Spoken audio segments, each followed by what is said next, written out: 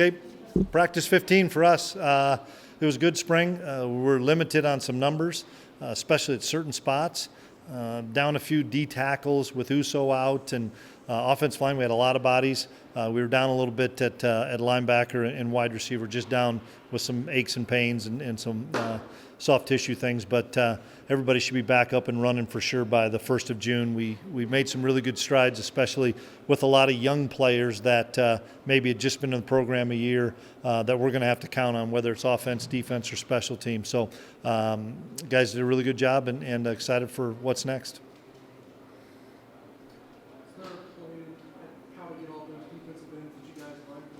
Yeah, we did a little bit of that this spring, but not a ton of it, of really doing some 4-down stuff, whether that's on early downs or on 3rd down.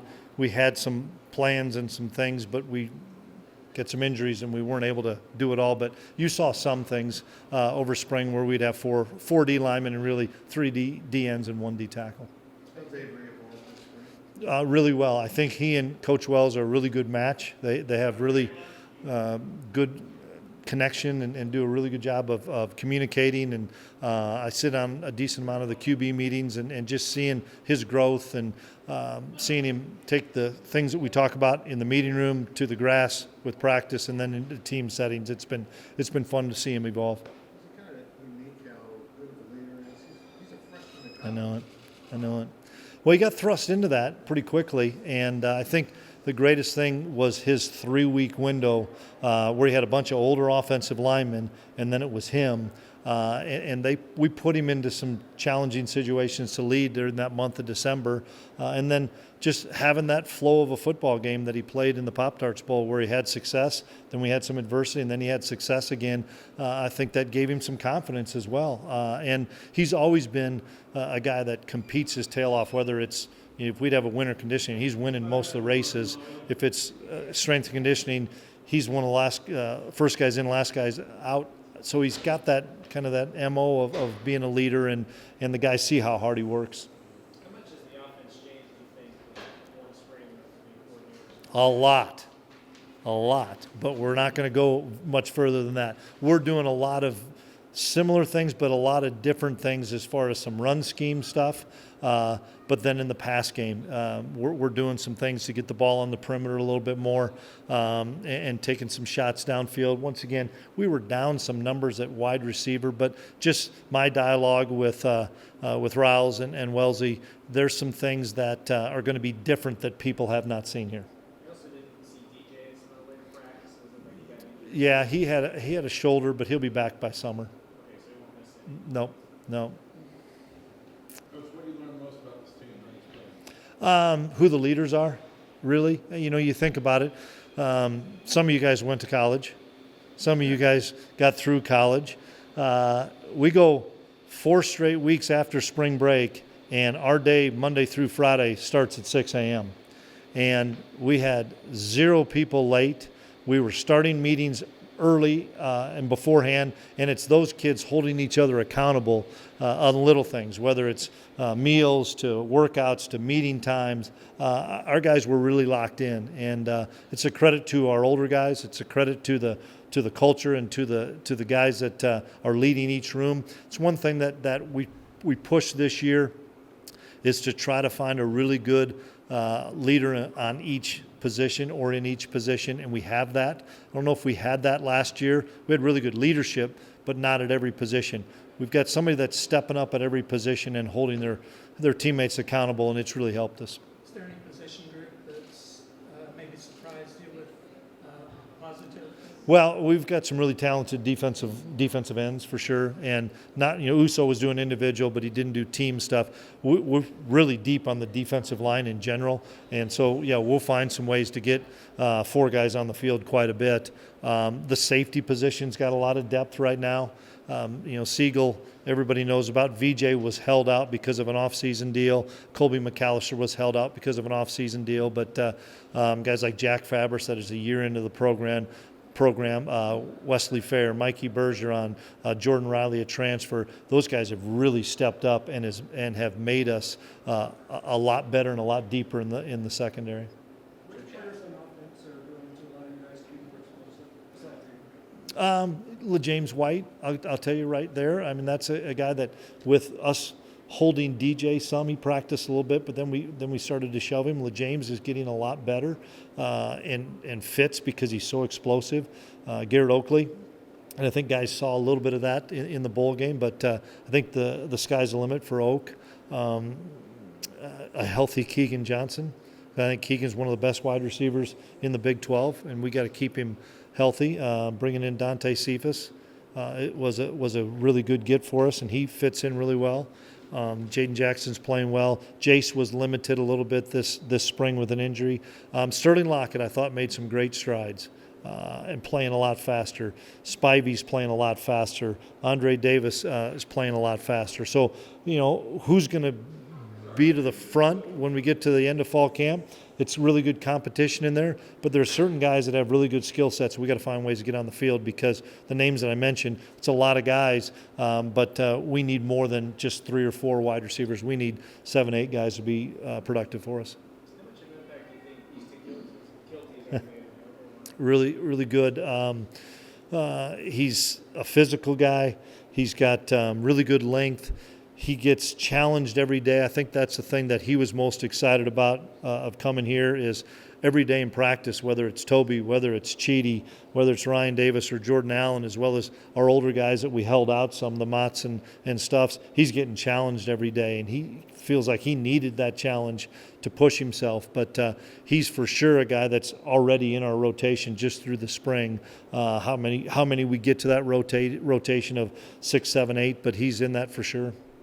A lot of introductions at wide receiver as well as tight end. How valuable was the spring to get a lot of reps for those guys? Yeah, it was good. We unfortunately, because of our D tackle situation and linebacker, we didn't do as much double rep things where we were getting both fields going. But I think the challenge for those guys is to get with our quarterbacks and make sure that they keep rolling with 7-on-7 and some routes on air and different things so that they can continue to get on the right page and on the same page. But, there's a lot of new bodies there. Has this been looked like you had quite a few recruits here. Has this been a good recruiting opportunity for you? It's not public and open. Yeah, couple things. It was a big parent day today for us. We had a lot of parents back. And then we've been averaging about 30 guys on Saturdays to come in here.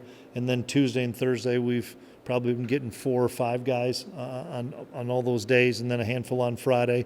I don't like to have 70 or 80 recruits in here at once. You just can't get around to all of them. I was able to meet everybody that came in today before the meeting started, but just getting enough people exposed when you come in and watch how we practice, I think is impressive. Because we got everybody doing reps and the fact of selling that facility. I mean, this is the second spring we've been in there, and what a game changer that is for us to be able to open up the garage doors and go inside and go outside and have all that field space. I think people come in and say, wow, great facilities and everything's really centrally located. It's been a really big plus for us. How excited are you coming out of spring heading into summer? I'm excited. We got a long ways to go. We've found some guys that we've talked about today that have made the next step. Now it's all the guys that missed some springtime of getting those guys caught up and up to speed, because in the summer it's a lot of time with Coach True and it's a lot of time with the captain's practices where they're doing it on their own. But we're excited. We got a long ways to go, but we're excited about the initial group we have. The portal opens Monday. How much anxiety do you have over that situation? How do you work against it? We had a conversation about it in a team meeting today. It's not going anywhere. We expressed what we wanted the guys to be here. With name, image, and likeness at Kansas State improving really well, and it really has. I think that'll help us keep everybody, and that was our main focus with NIL for myself and Clint Brown, our director of roster management, was to take care of the guys on the football team so they didn't leave. And that's something that I'm really excited about, because Curry Sexton and the collective have done a really good job of helping us. Now, for those guys to be reached out by the collective will be really good over the next couple weeks to keep them here. And who all our best players are. We got to make sure that those guys know that the value they have is really good here, and that we're going to do everything we can to make sure we do keep those guys because they want to be at K-State, and we've really done some great strides in NIL. At what point are you able to hammer out the details on the helmet communications? Yeah, we did a little bit of it this spring.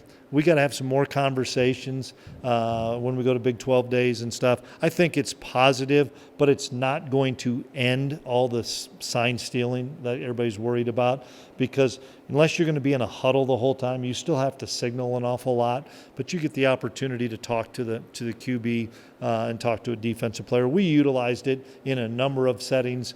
We're still trying to figure it out how best to utilize it, because it's not going to take away what I think a lot of us maybe would have hoped. But I think when you look at the landscape of everybody in no huddle, you're still going to have to signal. How has Clint Brown's position made life easier? I'll let you know on Monday. It has made, he's taken a ton off of my plate.